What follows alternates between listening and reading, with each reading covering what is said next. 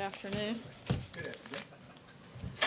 As you all saw, the President delivered remarks at the Latino Coalition Summit this afternoon. The business leaders in attendance are living proof that the American dream is back and stronger than ever under President Trump's leadership. As the President noted, last year Hispanic unemployment reached the lowest level in history. It has now remained below 5% for the longest period ever recorded. Latino-owned businesses are thriving like never before, contributing nearly $500 billion to our economy last year alone. And with the President's pro-growth policies, this is only the beginning. The last couple of weeks, we have been highlighting Senate Democrats' historic efforts to obstruct the ability of the government to function. A stunning 43% of the President's highly qualified nominees are still waiting for confirmation in the Senate. Senator Schumer's tactics have led to 102 fewer confirmations than the next closest administration. As I noted before, blocking Rick Grenell from serving as ambassador to Germany is putting our national security in jeopardy. Today, I'd like to highlight Yulem Poblete. It has been almost 150 days since Dr. Poblete was nominated to serve as Assistant Secretary of State for Arms Control, Verification, and Compliance. She would work to verify compliance of arms control, including disarmament agreements and missile defense cooperation. We need her in place so she's able to fully represent the United States at upcoming international meetings to discuss Syria's use of chemical weapons and to participate in April's Nuclear Non-Proliferation Treaty preparatory committee meetings. Say that really fast. And yet Senator Schumer is holding her up, putting the safety and security of the American people and frankly the entire world in danger. Senator Schumer is blocking nominees indiscriminately. He forces time-wasting procedural votes on nominees and then eventually votes in support of them. Just yesterday, the Senate had to waste precious floor time on a universally respected nominee, Terry Doughty, who was confirmed 98-0. Even Senator Schumer eventually voted in favor of the nominee, yet still demanded the Senate go through archaic Senate procedure that delays votes and wastes the American people's time. It's a disgrace, it's dangerous, and it must come to an end. And with that, I will take your questions. Sarah, on the tariffs, does the President expect to sign the tariffs tomorrow? And can countries like Mexico and Canada and allies within the European Union expect to have a pathway to gain an exemption from the tariffs? We expect that the President will sign something by the end of the week, and there are potential carve-outs for Mexico and Canada based on national security and possibly other countries as well based on that process. Specifically, what would they have to do? Again, that would be a case-by-case and country-by-country basis, but it would be determined whether or not there is a national security exemption. Cecilia. So far this year, 6 top White House staffers have resigned. The President says there are more names to come. Why are so many people leaving this administration? Look, this administration has had a historic first year. We're going to continue to do great things. This is an intense place, as every White House, and it's not abnormal that you would have people come and go, but we're continuing to do great work. We're continuing to focus on the President's agenda, and that's what we're all here to do. But actually, it is actually abnormal. No administration in recent history has had this much turnover. But it's not, I said it's not abnormal to have turnover. If this is not the definition of chaotic, how would you describe what's happening in these recent weeks? If it was, then I don't think we would be able to accomplish everything that we've done. The economy is stronger than it's been in ages. ISIS is on the run, the remaking of the judiciary. Jobs are coming in at record numbers. There are historic things that have taken place in the first year. Sounds like a very functioning place of business to me. Steve? Talk about potential carve-outs. Are you also talking about NATO allies as possibly getting this exemption? It'll be a country by country, and it'll be based on national security. Let me follow up. Today the President tweeted, China has been asked to develop a plan for the year for a $1 billion reduction in the trade deficit. What's he talking about? Yeah. Did he make this recently, or has he been talking to the Chinese? We had conversations with officials last week, and we're going to continue those conversations with them. The President's been very clear that he wants to address the trade imbalance that the United States has with a number of countries. He feels like the United States has been taken advantage of for far too long, and he's not going to allow that to continue under his watch. Have they responded? I'm Sarah? sorry? Have they responded? We're continuing conversations with them. Jeff. Sarah, you've said repeatedly that we've addressed our feelings on that situation in regards to the Stormy Daniels payment, but specifically, can I ask, did the president approve of the payment that was made in October of 2016 by his longtime lawyer and advisor, Michael Cohen? Look, the president has addressed these directly and made very well clear that none of these allegations are true. This case has already been won in arbitration, and anything beyond that, I would refer you to the president's outside counsel. When did the president address specifically the cash payment that was made in October of 2016? The president has denied the allegations against him. And again, this case has already been won in arbitration. Anything beyond that, I would refer you to outside counsel. Did he know about that payment Jeff. at the time, though? I've addressed this as far as I can go. But that payment, did he know about the payment at the time? Not that I'm aware of. And again, anything beyond what I've already given you, I would refer you to the president's outside counsel. Steve? Michael Cohen about Yes. that, since this has become a Sorry, news Sarah, story Steve. this week. Has he talked to Michael Cohen about it, if I can just ask one more thing? I'm sorry? Has he talked to Michael Cohen about that this week, I don't since this know. has become news? I'm not sure. Yeah, Sarah, this administration's now imposed additional sanctions on North Korea after concluding that Kim Jong-un's government assassinated his half-brother using VX nerve agent in Malaysia. Now we have authorities in Britain have announced that a nerve agent was used to try to kill a former Russian double agent and his wife. Obviously, Moscow, the prime suspect. What does this administration have to say about this attempted assassination in the UK? And are sanctions against Russia likely as they were in the case of the North Koreans? This is currently under review, and I'll keep you posted as we have further information and developments on that front. Margaret? Thank you. I want a quick clarifying question on the China tweet, and then I had an NEC question.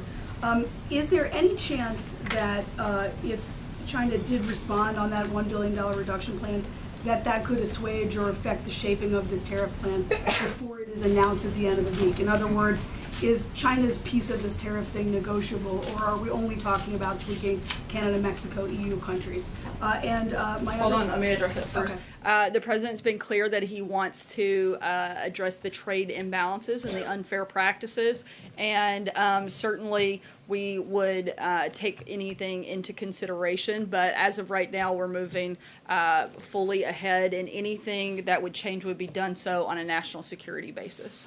Any Obviously- decision for carve-outs. Okay. Obviously, you're going to take your time and space on making the next NEC decision, but can you give us sort of a scope of the short list? And there's two names in particular I wanted to bounce off of you in this room, just among friends here. Larry Kudlow and Annie Pudster. Can you confirm that those two are among the names under consideration? And how much of a role is Gary Cohn himself going to have in helping the president make that pick to succeed him? I'm not going to get into any naming or a list, but I can tell you that the president has a number of people under consideration, and he's going to take his time making that decision. With Gary Cohen leaving, Senator Cornyn, Republican Senator Cornyn, said today, "I'm concerned who the president will turn to for advice." Should he be concerned? No, the president's got a number of very accomplished, smart, capable people around him, and he is going to continue to lean on a lot of those people. But at the end of the day, the American people voted overwhelmingly for President Donald J. Trump. They voted for his policies, his agenda, and for him to be the ultimate decision maker. And I think that everyone can rest assured in the American people's choice on that front, and that they've made the right one. You said John? earlier today that we're continuing to bring in new people every day. Could you tell us who has come in this week?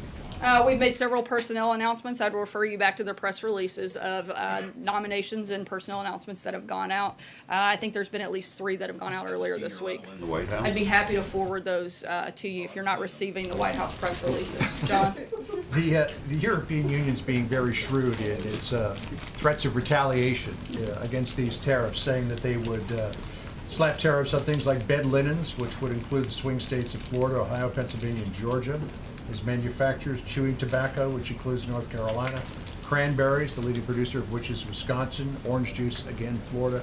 Is the president concerned that he could hurt his political fortunes in some of these swing states if he goes ahead with these tariffs? Look, the president has been talking about this for a long time. It shouldn't come as a surprise to anybody.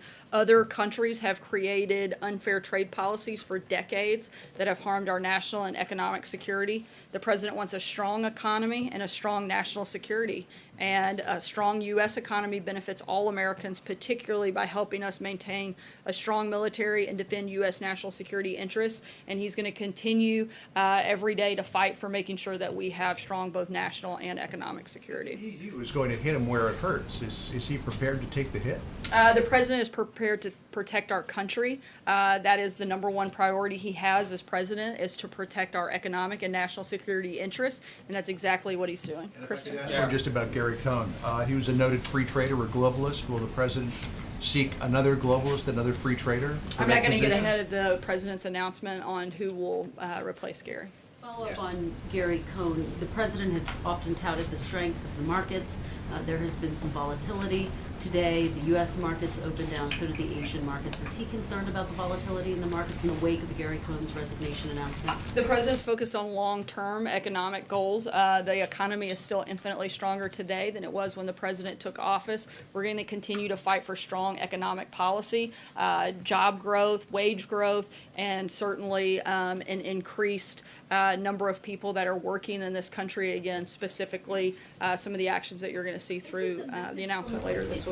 Isn't the message from the markets, though, that they're concerned about Gary Cohn's departure and what it might mean for the stability of this White House and the U.S. economy? I think if you look at the overall message of the markets, it's that we're doing much better under President Trump than we were doing before he took And the office. president called Gary Cohn a rare talent. Does that mean that he's open to having him come back in some other capacity, perhaps a cabinet level role? Certainly, they maintain a strong relationship and are going to continue that relationship, and certainly Gary will continue to be an advocate for the president in a number.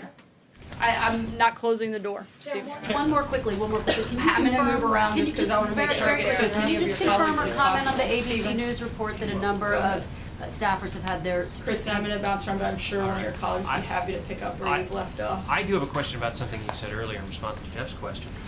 You said that there's arbitration that's already been won by whom and when?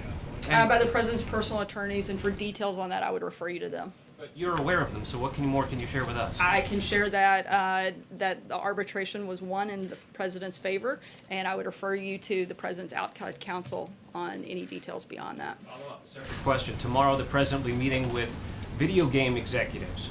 What does he hope to accomplish, and why is he bringing them in? The president wants to continue the conversation on every different area that we can to help promote school safety.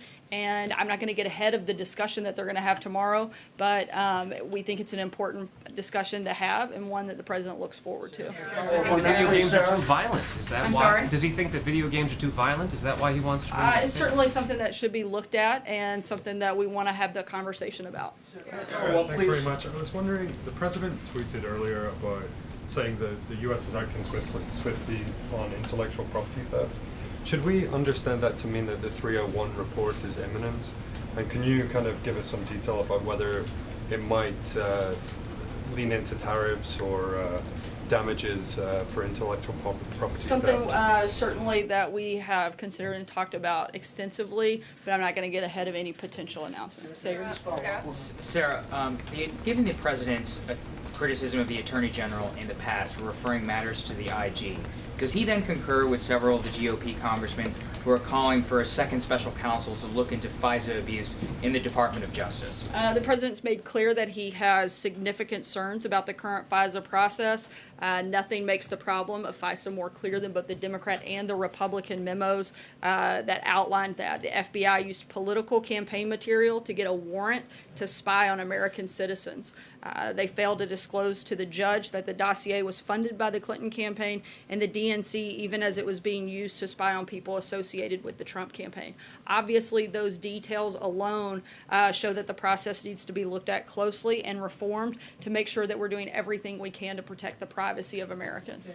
Hallie? Separate topic. I want to ask you about the VA, but I do want to follow up on something you have said twice now this week, which is when asked about that payment to the president, you've said that not that I'm aware of. Have you asked the president this question? I'm sorry, can you be more specific? Sure. To both Jeff as well as Monday to the Wall Street Journal reporter, you were asked about whether the president knew about this payment his longtime lawyer made facilitated rather Stormy Daniels. You said then and again today, not that you're aware of. Have you asked the president this question? Yeah, I've had conversations with the president about this, and as I outlined earlier, that this case had already been won in arbitration, and that there was no knowledge of any payments from the president, and he's denied all of these allegations. Sarah, but I just want to, is there a reason why you're not answering the actual substance of the question on the payment itself? Because it's come up a few times now. Can you explain I that? believe I've addressed this question pretty extensively, and ongoing litigation, I'm not going to comment any further than I already have.